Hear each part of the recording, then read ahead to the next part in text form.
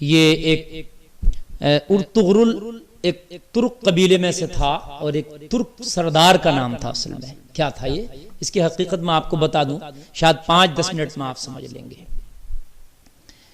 دیکھیے اصل میں ایسا تھا، یہ تقریباً 1170-80 کے دشک کی آس پاس کی بات ہے کہ جس وقت عباسیوں کا دبدبا اور دور ختم ہو رہا تھا اور اس وقت ایوبیوں کا بھی دبدبا اور دور ان کا ختم ہو رہا تھا، وہ کمزور پڑ رہے تھے. اس وقت دنیا میں ایک ہی سلطنت تھی جو مسلمانوں کے پاس مضبوط تھی، وہ سلجوقیوں کی سلطنت تھی.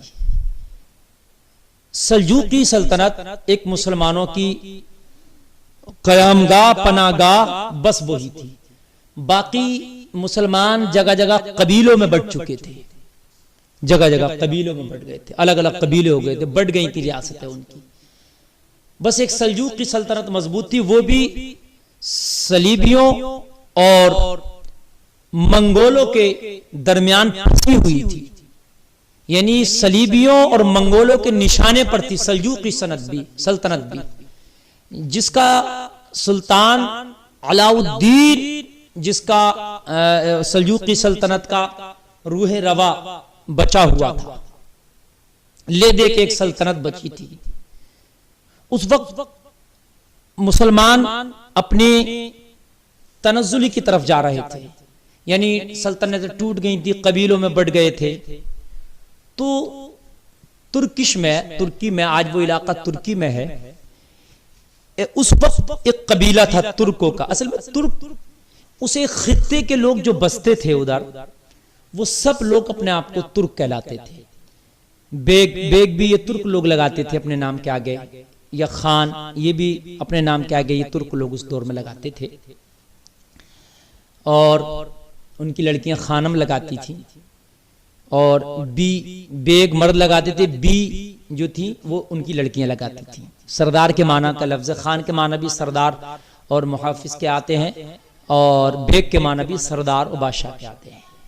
بہرحال تو اس وقت میں ایک قبیلہ تھا جس کا نام تھا کائی قبیلہ. اس کا ایک سردار ہوا کرتا تھا جس کا نام سلیمان شاہ تھا. بہت بڑا عادل شخص تھا یہ، اللہ کا بہت بڑا، اللہ سے ڈرنے والا، اللہ کے احکام کو زمین پر نافذ کرنے والا، عدل و انصاف والا، خدا سے ڈرنے والا اور لوگوں کا سچا ساتھی تھا سلیمان شاہ. اور کتاب و سنت کے مطابق زندگی گزارنے والا تھا. یہی قبیلہ آگے بڑھ کر دنیا کی تقدیر بدلنے والا ہے، کسے پتا تھا. اسی قبیلے کے اندر یہ پروان چڑھتا رہا، ہلکی پھلکی ہجرتیں بھی ہوئیں اس قبیلے کی، لیکن سلیمان شاہ کی مخالفتیں بھی بہت کی اور بہت مصیبتوں کا سامنا بھی کرنا پڑا، لیکن وہ شخص مرد مجاہد کی طرح کھڑا رہا. اپنے قبیلے کو حلال کمانا اور حلال کھانا اس نے سکھایا، اور جن کی روزیوں میں حلال آ جاتا نا، ان کی نسلیں دنیا میں ایک نئی تاریخ رقم کرتی ہیں. اپنے انتقال کے موقع پر بھی جب دیکھا گیا نا تو چند ہتھیار ہی تھے جو اس کے ورثے میں تھے، باقی اس کے ورثے میں کچھ نہ بچا تھا. اس کے بعد کسی دریا میں اس کی ڈوب کر انتقال ہو گیا، اور اس نے اپنے کئی بیٹے چھوڑے تھے. اس میں اس کا ایک بیٹا تھا جس کا نام تھا ارطغرل غازی. بہت نیک شخص تھا یہ ارطغرل جس کا نام تھا. آج بھی ترکی میں ارطغرل کی قبر باضابطہ طور سے بنی ہوئی ہے، اور بہت سی وہ ان کی تبرکات اور وہ تاریخی باتیں لکھی ہوئی ہیں وہاں پر باضابطہ طور سے. ترکی نے اس کو محفوظ کر کے رکھا ہے. ارطغرل جب یہ بڑا ہوا تو بڑا ہونے کے بعد میں اس نے اپنے باپ کے نقش قدم پر چلا، اور باپ کے نقش قدم پر چلنے کے بعد اس نے بھی حق اور انصاف کو بلند کیا. پھر اس کی بہت مخالفتیں ہوئیں، لیکن یہ کسی کی بھی مخالفت کو اس نے پیچھے مڑ کے نہیں دیکھا، آگے بڑھتا چلا گیا. اور اللہ کی زمینوں پر عدل و انصاف کو بڑھتا چلا گیا. پھر یہ ہجرت کر کے بازنطینی کی سرزمینوں پر، جہاں پر صلیبیوں کی کہہ لیجئے گا قیام گاہیں تھیں اور ان کی سرحد تھی، وہاں پر یہ اپنے قبیلے کو جو ہے منتقل کرنے کے لیے لے کر چلا. اس نے پرچم، قرآن کے پرچم کو آگے رکھا تھا اپنی زندگی میں. یہ ہجرت کر کے جا رہا تھا، اس کے ساتھ تقریباً 400 سے 500 سپاہیوں کا قافلہ صرف موجود تھا جو اس نے ہجرت کی. جاتے جاتے راستے میں دیکھا کہ دو فوجیں آپس میں جنگ کر رہی ہیں. ایک فوج کے قدم اکھڑ رہے ہیں اور ایک فوج کے قدم جم رہے ہیں. اس نے دونوں میں سے کسی کی اس کو پہچان نہ تھی کہ غالب آنے والی فوج کون ہے اور مغلوب ہونے والی فوج کون ہے. اس کا تو ایک ہی کام تھا کہ مظلوم کا ساتھ دو، جو پٹ رہا ہے اس کا ساتھ دینا اس نے اپنا مشغلہ بنا لیا تھا. ارطغرل نام کے اس شخص نے جب اس نے دیکھا کہ ایک فوج کے قدم اکھڑ رہے ہیں، مغلوب ہو رہی ہے، تو اس نے اپنے ان 400-500 سپاہیوں کو، جو چھوٹی سی اس کی ایک نفری تھی، اس نے حکم دیا کہ حملہ کر دو. یہ کئی لوگ لڑنے میں بڑے ماہر تھے، یہ مہارت تامہ رکھتے تھے، اپنے سے 10 گنا لوگوں پہ زیادہ اپنے سے 10 گنا زیادہ لوگوں پر فتح حاصل کرنے کا ان کو ایک مہارت تامہ حاصل تھی. ان سے ہمیشہ 10 گنا زیادہ ہوئے ان پر یہ فتح پا جاتے تھے. جب بے جگری کے ساتھ یہ لڑے اور یہ اپنی انہوں نے بہادری اور جوابردی کا مظاہرہ کیا، تو جس قوم کے قدم اکھڑ رہے تھے اس کے جمنے لگے اور جس کے قدم جم رہے تھے اس کو اکھڑنے لگے. جنگ کا نقشہ بدل گیا، پاشا پلٹ گیا اور آخرکار جو ہار رہی تھی اس کو فتح حاصل ہو گئی اس فوج کو، اور جو جیت رہی تھی اس کو اس کے حصے میں ہار آ گئی. جب پتہ چلا تو پتہ یہ لگا کہ جو فوج جس کی مدد اس ارطغرل نے کی اپنے 400-500 گھڑ سواروں کے ساتھ، وہ